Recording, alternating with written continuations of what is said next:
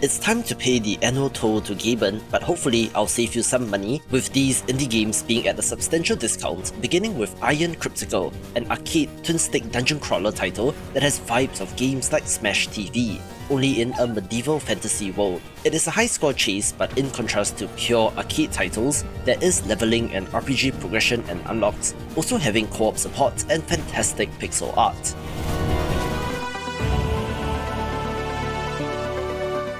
One of the more interesting Kickstarter stories is that of Narita Boy, a pixel art action platformer that changed quite significantly from its initial Kickstarter pitch, where personally, I preferred the earlier look, but it's still a pretty pixel art title worth a look. Set within a digital kingdom, our hero has to wield the techno sword in order to fight enemies and save the world, where the game had a little bit of a rough launch, but things seem to have been ironed out, and at a whopping 90% discount is certainly worth a try.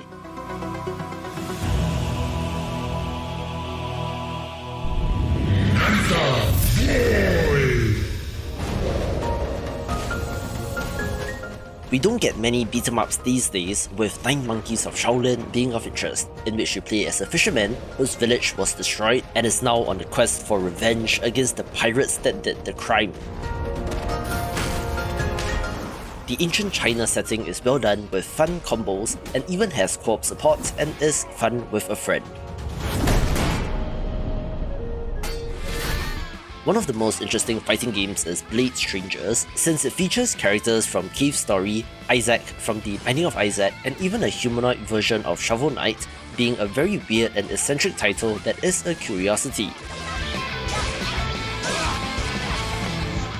Now, I don't think that this is going to evolve anytime soon, but if you love fighting games and want something different to mess around with your friends, this is one to get.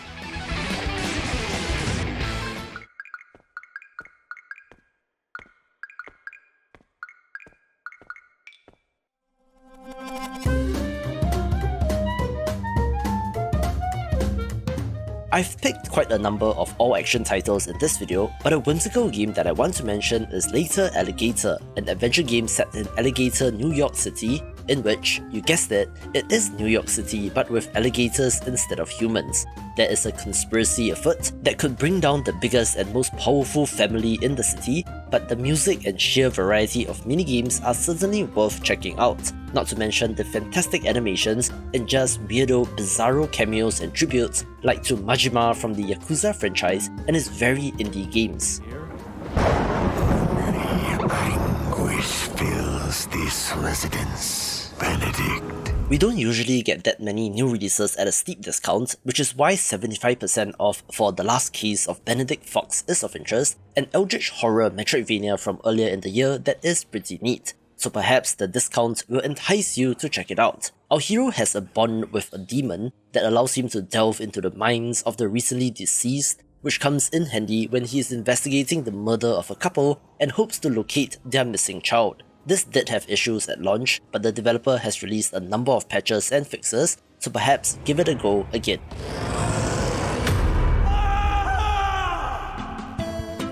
The oldest title on this list is Coin Crypt, a very unique deck-building roguelite from another age in which you're collecting various coins which can be spent to deal damage in combat, but if you run out of coins, it is game over. As such, it is a very interesting concept that has not really been replicated since then, with this also coming to us from developer Greg Lobanov, who went on to make Wonder Song and Chicory, where it's always interesting to go back to their earlier titles.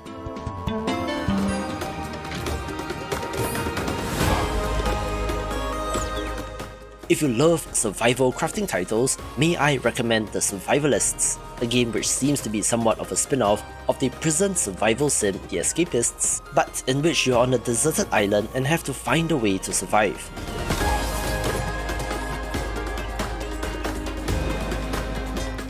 The main highlight here is they are able to recruit and train monkeys to help you automate various tasks, with fun exploration elements outside of the core base building and survival elements, and is a steal at 90% off as well.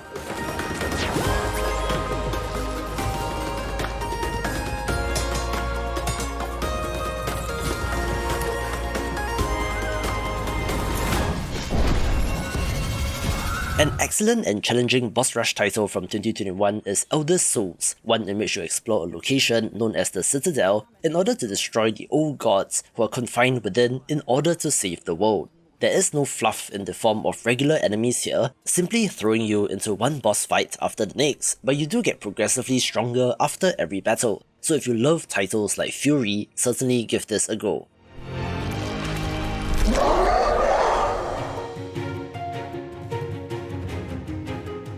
I'm a fan of the turn-based, grid-based roguelike Tangledeep, since this game was one of the titles that made me understand and fall in love with roguelikes, set in a world where humanity has retreated underground and the only way to the surface is through the ever-changing labyrinth known as the Tangledeep. There are many character classes to choose from, as well as plenty of meta progression elements that allow you to get stronger, all with a fantastic pixel art look as well. I don't know where it ends, but it starts here. I see the terror in the eyes of my kin. There is only you. Prepare, or I shall test you. Mortal Shell was an interesting take on the Souls-like genre, since in addition to the deliberate stamina-based combat, you can harden in combat to create a shell that has to be timed carefully so that you can take advantage of that to attack your enemies. It was quite the feat since this game was developed by a team of about 15 people as compared to the hundreds on a FromSoft game, so it is an accomplishment, and while it is certainly smaller in scope and has issues, again, 90% discount is a low risk way to check something out, with the developers still being quiet on their next project, so we'll have to wait and see.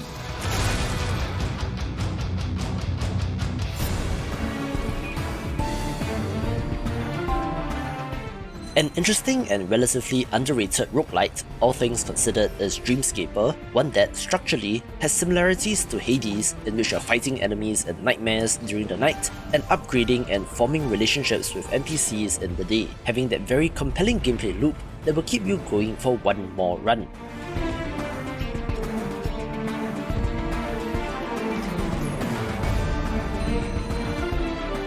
The combat here is fun, with the boundless concept of dreams and nightmares, meaning that the developers could pretty much create whatever they want, having some interesting giant bosses and attack patterns, and is one to get if you don't own it.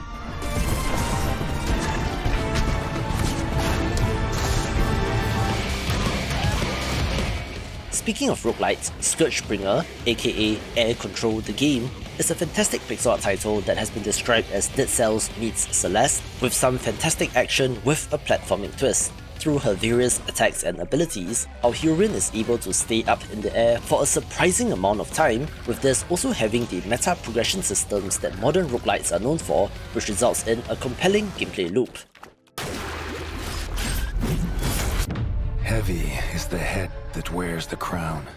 An awesome 2D action platformer with Souls-like elements is the very brutal Tales of Iron, one that can be described as Redwall meets Game of Thrones, in which you play as a prince and heir to the throne, but on the day of your succession, your father is mercilessly skewered by a spear thrown by the invading Frog clan, with these enemies brutalizing and eating the rat citizens, so it is that kind of messed up dark fantasy world. Still, the art style is amazing, having an almost Darkest Dungeon feel to it, with the brutal combat being the highlight, and the developers have also continued to add free content through updates, the latest of which just released 3 days ago, making this a no-brainer pick. Burn out.